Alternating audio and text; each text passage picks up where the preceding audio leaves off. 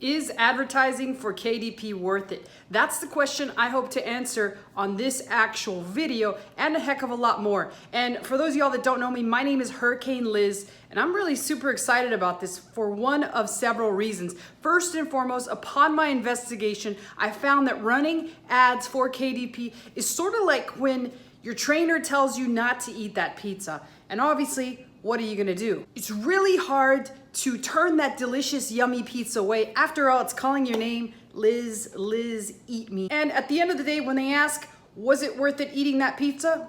You bet your ass it was, buddy.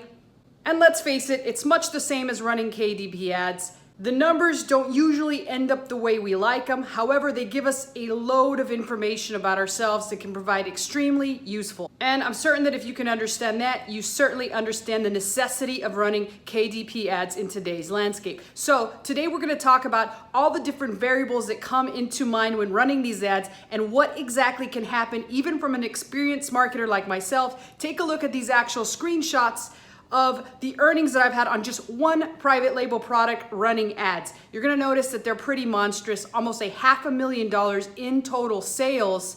So what could be wrong with KDP ads, right? This should be cake. And hopefully my trainer's not watching this because I'm in deep shit, guys and girls. So in this series, I hope not only to teach you, but also inform you of my experiments and how I'm gonna crack this sucker. And you're gonna realize that unfortunately for Cookie Monster, there is no cookie cutter strategy here. So I hope you're ready. I'm ready. I'm excited. Let's go ahead and jump into my screen share and get started. All right, so here we are on my desktop with the account that I'm actually sharing with everybody, particularly the people that are actually in my KDP training program. And what this program's hope is to really teach you guys how to be all-around marketers. So the brilliant thing is I have hardly any experience in this, but I am gonna get a book's bestseller by the end of this. So let's talk about what I've learned thus far, dissecting this and breaking it down. First and foremost, if you're gonna curse in your books, which seems like it's extremely sexy, after all, there are books like these gems. Who doesn't like fucking adorable little cute critters with foul mouths? I certainly do, but books like this sell red hot. However, keep in mind that those books cannot do any advertising because of the curse words, so it's NSFW. And the first book that I attempted to sell, while it has sold some copies, it is basically talking shit. So unfortunately, no ads for that one. Wah, wah, wah, right? However, I decided to launch a second book, and this time I kind of made some adjustments based off of the actual information I collected from book one. And with book two, I had a couple other similar problems. But hey, we're not here to talk about problems. Let's talk about ads. That's where we make money. So here is where I actually access the ads portion of this. You can just go directly to the actual advertising console, but I just log in and I just always hit promote and advertise, and it's going to take me through this whole spiel of choosing my marketplace and whatever. I'm going to hit create ad campaign, and then up here I'm just going to go directly into campaigns, and what you're going to see is the actual two books that I do have in this one account. And what you're going to see is that I'm getting slaughtered, or so it seems I'm getting slaughtered, because again, at the end of the day, if you can understand this number one tip that I give you right here right now, that is the money is in the data. So what does that mean? That means he who can afford to pay for this information will win in the long run. So I'm gonna show you the beautiful information that I've collected thus far, as well as how I'm gonna make adjustments and move forward. And one last thing that I wanted to point out before I talk more about this, I have 0 reviews on this book. I did a sloppy ass job on the inside and on the outside, yet I've still gotten a total of 6 sales in the past 7 days. Now, that brings my grand total to 6 on this particular account. I have gotten 7 sales on another account, so by all means, I'm not anywhere near becoming a KDP millionaire yet. You heard that right. All right, yet. But let's talk about what I have learned and how I will adjust. So what I've learned is that on this particular actual book, which we're going to show right here, this book here, we've got a 61% ACOS. What does that mean? That means that I'm way over where I should be. I should essentially be at approximately 21.1 something percent. And so the way that you figure that out is you take your overall profit, which in the case of this book is I profit $2.91 per sale of the book, and I divide that by the actual book price. My price is $13.77. So my actual ACOS is 0.211, but I multiply that times 100%, and it comes out to 21.1%. So I'm going to just say that it's 21% is my ACOS. Why is that so important? Well, it's very important because that is our break-even point. So in order to break even on these sales, I have to be at 21% ACOS. I'm like double that at 61. So let's investigate why. First and foremost, if you have 0 reviews on a product, the chance that you get a sale are a lot less than if you have a ton of reviews on a product. So that is problem number 1. So from what I've learned from this is potentially there's a good and a bad to doing PPC earlier. The bad is that you're not going to get as many sales. Your conversion rate's going to be a lot less. And really what conversion rate means is for every person that lands on your actual page, if they were to buy it, then you get a conversion, right? That's a conversion. Somebody bought it. But if they land on your page and don't buy it, that doesn't convert. And the reason it usually doesn't convert is because of the reviews. So we could just call it, number 1, maybe you should have some reviews. But on the other hand, Amazon gives people a bonus that send a lot of traffic immediately and start generating sales on their own. So you got 2 things that you have to work against. Question is, which one do you go with?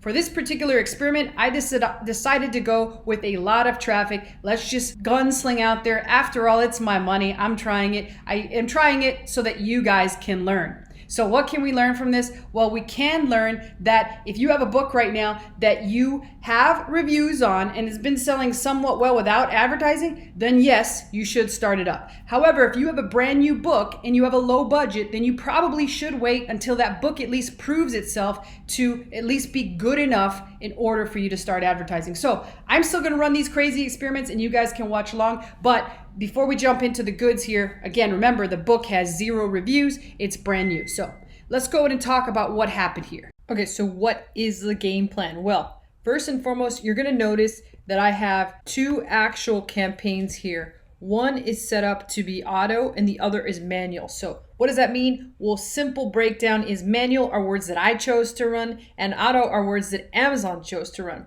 Why would we do both? Well, it's because sometimes the results can depend. So I wanted to see both what I picked worked and what Amazon picked worked. As you can see here, Amazon spanking the crap out of me. Right here, we can see that manual campaign, which is words that I actually came up with, is running at 81% ACOS. So that's like 4 times what I actually should be at. Well, Amazon's is just double. And truth be told, it was at actual break even a couple days ago. So this just further goes to show that not having any reviews is hurting me. Now, a couple things that you can do when you're actually looking at this information, I wouldn't do it on this screen, but I will do it on the next screen, is we can customize these columns to show us the data that we want to know. So you can just hit on customize and then hit customize columns, and it's going to pop up with all this information that you can add on it. A lot of it is really important once we get into the actual subsequent screens, but let's go ahead and first focus on the first campaign. Let's see what I picked. So I'm going to click into manual here, and what you're going to notice is when we're in manual, I did 3 different match types, and match types are beyond the scope of this video, so we won't cover those here. If not, I'm going to have you guys looking at me like, what WTF are you talking about, Liz? So we're not going to talk about that, but we will notice that the big thing is the phrase right here has 3 orders and the rest of them are kind of just burning through money. So chances are I could actually cancel these, but for now, I'm going to just click in a phrase and find out what words are actually working. So now I'm going to click over here on the left-hand side on targeting. And now we're going to see what words are doing what. And now this is where I'll go to customize columns. And let me kind of explain some of the actual choices you have. Suggested bid is what Amazon suggests you bid on the actual account. Impressions are the number of times somebody sees your ad. Clicks are when somebody clicks on it. Click-through rate is the percentage and the comparison to the impressions versus the click, which basically means how often somebody's clicking on it, the percentage of the time. So if 100 people saw the ads, what percentage of the time does somebody click on it? And then we got the spend, which is the total amount that I'm burning money at. And then the cost per click, how much each click actually costs me, as well as orders by the unit number and sales number, which means it'll show me dollars versus amount of units. And then lastly was the ACOS, which we kind of already covered. So once I look at all that, what I want to see here is which words are getting impressions, which means which words are people seeing and which words are getting clicks. And then I'll go down the line and analyze each one. So let's talk about each row just so you kind of have an overall understanding of what I'm going to be looking for on these challenges. First and foremost, I want to see what word got the most impressions. And right here, this Sudoku books for adults is one that's getting the most impressions. So that means that there are a lot of people searching this term. And for this particular term, I got 11 clicks, which came out to a 0.84 CTR. What does that mean? Well, I can tell you that anything below 0.3 is shitty. So anything below 0.3, Amazon's just not feeling the relevance. The people out there that are looking at the actual title of the book and the book cover, they're just not feeling it. So what that tells me is that I should probably regroup and figure out a better strategy for creating my actual books. But most of the actual CTRs for all these are really good. So people know exactly what this is, which is good. Now let's get them to buy it. That's a whole other challenge. So CTRs are really good. Spend is fine. Now it does come a point in private label where I look to spend no more than 7 to 10 clicks worth of money. And if I get 0 conversions, meaning 0 sales, I will cut the term forever. And I will send it into negative, something called negative exact matching, which means it goes into word purgatory and it dies. I will never bid on that word again for this particular book and this particular book only. So we can see here that nobody is even close to that because the only one that's gotten 11 clicks is Sudoku books for adults. This one, however, Sudoku large print, is on the verge. So I could very well cut this one right now at 6 clicks, 0 sales. It spent $7.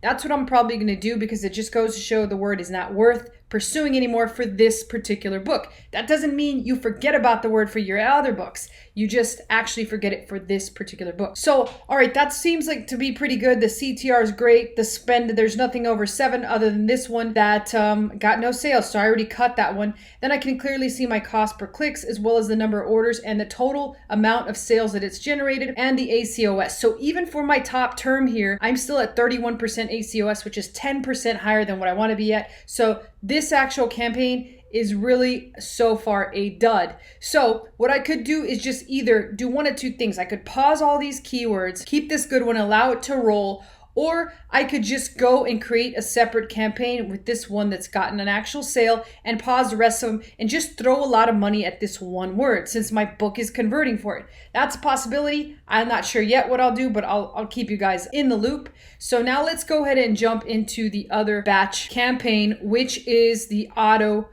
campaign. So I'm going to click into the auto, and remember, these are words that Amazon picked. So once I get in here, I'm going to go ahead and click into the ad group, and then I'm going to click on targeting so that we can once again analyze the information. And this one is a little different. Amazon breaks it into 4 other subgroups, and you're going to notice that only 2 of those groups are getting impressions. So I'm really going to focus on that. I don't really care about the rest because, nothing's happening, but Amazon is kind of managing this whole thing. So now I'm going to click on the actual section up here on the left-hand side that says search terms to actually see the words that Amazon's picking. And you'll also notice that there are actually individual books that they're picking. And just like everything else, we've got clicks, CTR, spend, CPC, and so forth. I'm not going to bore you with the details. I know they're an ear sore, but let's take a look at what's happening and what is spending too much money and what we probably need to cut. First of all, I noticed that all of these actual products are not really getting that much impressions, and they're also not really spending too much, but I kind of really don't want to go with something like that. So what I'm probably going to do is negate some of these actual ASINs so they don't show anymore,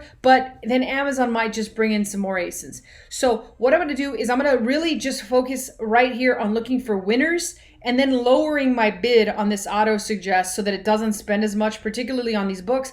Heck, maybe I'll get a winner on one of them. Maybe I'll get a sale. But what I would really want to focus on is which ones are getting sales and which ones should I break out of this campaign and throw in the other campaign with the other word that I showed you. So in order to do that, I want to take a look at the ones that have actually gotten sales. And there's 3 keywords. one of them getting a pretty decent amount of impressions, and two of them that it just seems to be like they just got lucky and sold. Like they have ridiculous one or two clicks, and they've got a sale. So we can see right here that Sudoku Puzzle Books has a ton of traffic. I've gotten 5 clicks. The conversion rate is the click-through rate is 0.88, which is awesome. I've only spent $365, and right here I'm paying about 73 cents cost per click. I've got one sale at $13.77. My ACOS is 26.51%. And then finally over here, my conversion rate is 20%, which is not bad. That means 1 out of every 5 people that actually click on this ad are buying it. And so what I plan to do is potentially break this off with the other word that we found in the other campaign and create their own campaign where I can just put the actual spend limit to about what the total was between these two. So I can completely cut this one off and the manual campaign and start a brand new campaign with these 2 actual words. Now, the other thing to keep in mind is that this word was also the winner in the other campaign. So that further tells me that this word, we have a gigantic winner. So the other step that I can take is this third one, also throw that in there. So I really think what I'm going to do is lump these 3 words and other words that are almost similar to them. So let me kind of explain what I mean by that. I'm going to head on over here to Amazon.com, and with Amazon Suggestion Expander, which is already on, I'm going to just toss this into that. So I'm going to do this. I'm going to plop that into there, and then I'm going to go back a couple words and see the other words that pop up here. And I'll probably throw these words in a brand new campaign to continually test what else would work. That is the best chance that this book actually works. So at the end of the day, what you have to do is take this data and run with it and really analyze it. But I really think this book was way behind from the start because it had 0 reviews. So what did I learn from all this? Well, first and foremost, I learned that if you don't have any money to throw into a budget, don't throw it into a book just because you feel the book's going to do good. Let the book prove it to you before you actually decide to throw any money into it. If not, you're just going to burn money like I just did. And I'll tell you, at the end of the day, that's still not even fun, even though I did it for you guys. Now, what else did I learn? Well, I learned, like I said before, that you really have to early on make a decision. Do you want to just roll with a book that you really truly believe is going to work or not? Even if you decide to roll with it and just throw money at it, you're still going to learn some sort of valuable information like I just did on this challenge. At the end of the day, yes, I still feel like I failed at this, but isn't that what being an entrepreneur is all about? Now I got to peel myself up off the ground and get ready for the next challenge. So next time, I'm going to see you guys with a completely different book, brand new. I'm going to try some different things, and then we'll see how that goes until we finally have an amazing blueprint that we can all use to actually rank and sell our Kindle books. So hopefully you enjoyed this. Let me know if you have any questions or comments about this. I know I went deep into actually terminology and things like that. So if you need an explainer video, just let me know. I'll be more than happy to do that. Other than that, I'll see you guys later.